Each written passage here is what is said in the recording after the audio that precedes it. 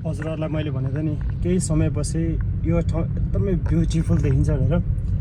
ल हेर्नुहोस् अब बिस्तारै मैले अघिल्लो महिना भिडियो गरेको थिएँ यो ठाउँ कस्तो हजुरको चाहिँ देखिएको थियो भने नमिठो देखिरहेको थियो भने अहिले असाध्यै राम्रो देखिँदैछ।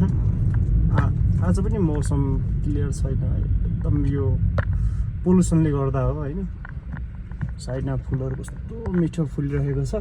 यो ट्याक्कै हजुरको चाहिँ सातो बाटोबाट फसिकलसम्म एकान्त कुनासम्म भनौँ न, एकान्त कुनासम्म असाध्यै राम्रो छ। अब यो लाइट बलिरहेको छ भने यहाँ चाहिँ एमजी सोरुम छ।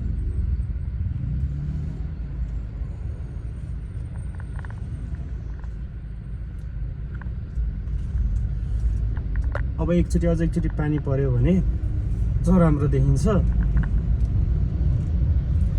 पुरै फुल छ कि यो साइड पनि, यो साइड पनि यस्तो अझ निलो आकाश हुनुपर्छ है, आकाश पनि निलो देखिनुपर्छ। त्यसपछि त वाह, यहाँ फोटो खिच्नेको यति भिड हुन्छ नि।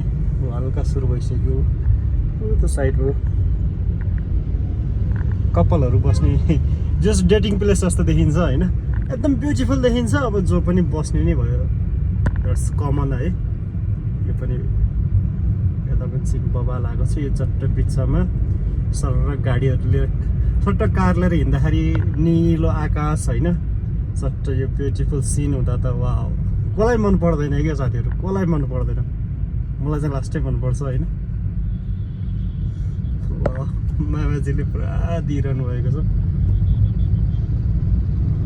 असल होइन। काठमाडौँ ललितपुर होइन, मामाजीहरू यङ छन् नि है, ख्याल गर्नुभयो। अलि हेल्पफुल मामाजीहरू नै आउनु भएको छ। चेकिङमा त्यति धेरै इरिटेट गर्नुहुन्न अचल चाहिँ। पहिला कस्तो इरिटेट गर्नुहुन्थ्यो है, अचल चाहिँ अलिक कम इरिटेट गर्नुहुन्छ।